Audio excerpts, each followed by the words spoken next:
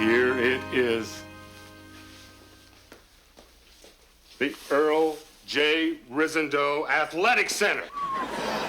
Boy, you are looking at what may be the finest training facility in the country. State-of-the-art weight and conditioning rooms, first-class player lounges, coaches' suites. Gentlemen, welcome to the big time! Yeah! Hayden, Luther, Dapper. Howard, come on in, babe. Look, we just got a sketch of the new athletic facility. Wait till you see it, Howard. 58,000 square feet of the finest architecture money can buy, and 96 square feet of it is yours, Howie. Look, right up here in the corner. Howard J. Burley, athletic director. What do you think? I think we shouldn't get too attached to it. What do you mean? Oh, man, what happened? Well, I just got off the phone with Earl's widow. There isn't going to be any $10.2 million athletic center. Why not? Earl never put his wishes in writing. He left everything to his wife, and she says there are more important things to do with the money. Like what? She's putting the whole $10 million into medical research. Ah, for crying out loud. I knew this was going to happen. Every time stuff starts going our way, it just keeps right on going. Well, damn it, I'm not going to let it happen. Now, Earl promised us that money. I think morally it's ours, isn't it? Isn't there something we can do? We can go into medical research. Count me out. Hey, look, wait a minute. What if I was to go over there and try to talk her out? Oh, you're not going anywhere. If anybody is going to talk to her, it's going to be me. Luth, Dad, can I have a word alone with the coach? We're going to be stuck in this basement for the rest of my life is trying to coach people in a bomb shelter. You talk to her. You said you wanted to. I just said that in front of the guys. I want them to know who's boss around here. Howard, I think they know who's boss around here. Hayden, we have got to get this money, and you can do it. You're a great salesman. You can think on your feet. Yeah, I know. That's why I wanted to do it. Oh. Good. Well, it's against my better judgment, but if you insist on talking to her, you've got my permission. Luther, Dabber. So he's scared to go talk to her, huh? Yeah.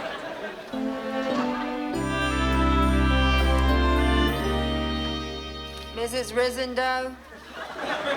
Come in, Coach Fox. Thank you, Martha. Well, I want to thank you for seeing me. I know this is still a difficult time for you. Well, I haven't been seeing very many people these past few weeks, it's true. But I know how fond Earl was of you. I thought the least I could do was hear what you had to say. Well, I sure never met a football fan like your husband. Yes, he loved the game. Yeah. Wow, look at this. Ticket stubs, the 1946 homecoming game. Hey, and the first Screaming Eagles pennant. Boy, this is great stuff.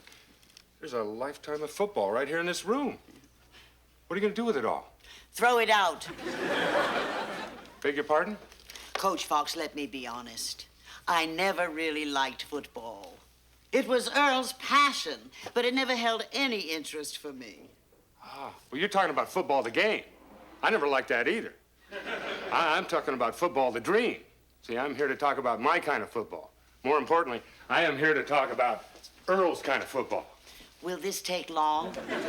Just a couple of minutes, I think. It's just that I'm meeting the head of the medical center at 3. Well, geez, I'm glad I didn't hit any traffic then.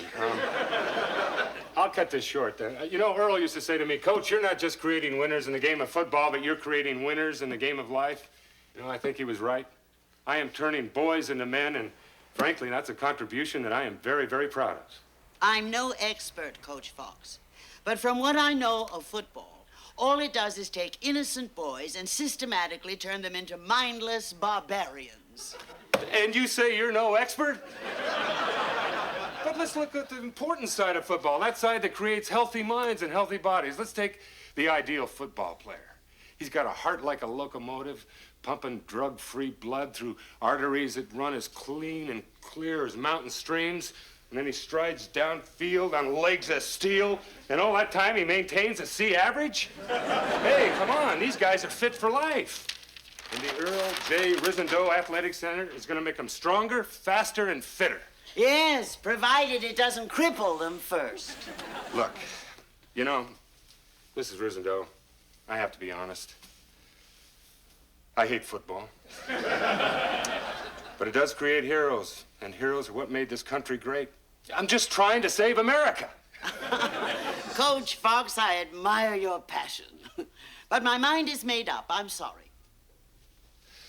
No, I guess I should be the one apologizing, Miss Risendoe. I think it was a mistake to come at you with all this stuff, with Earl's passing still so recent and everything. I know you got other things on your mind. I'm fine, Coach Fox, really. Well, whatever. Look, if I could make a suggestion, if I may, maybe I could come back a little later when you've had some time to recover, and I know you're still feeling, you know... Don't tell me how I'm feeling. You have no idea how I feel. Well, I think I may have some idea of how you feel. I mean, I don't want to diminish your loss or anything, but, I mean, I know I've lost people close to me.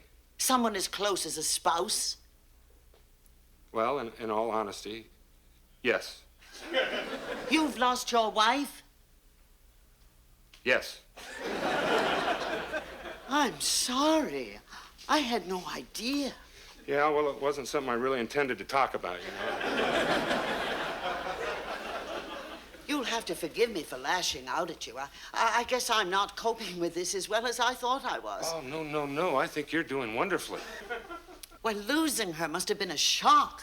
No, we pretty much saw it coming. Do you have time for me to just share one small story with you? Please. Well, you know, Beth, that was my wife. Beth and I had a daughter while we were still together, and Beth had a wish. Well, it was a lot like Earl's. It wasn't down in writing or anything. It was just a simple request. And that was that Kelly, that's my daughter, be raised with a lot of love and get a great education. And I've done what I could to honor that wish. And Kelly's here with me at Minnesota State. And I can guarantee you, Miss Risendoe, that Beth knows that Kelly is right here with her dad. And I can assure you of something else, Mrs. Risendoe, that if you go ahead and build this athletic center, Earl is going to know that you honored his wish. And every time you pass it, you know, maybe you'll feel that just a little part of Earl is right here with us. Coach Fox, you disarm me.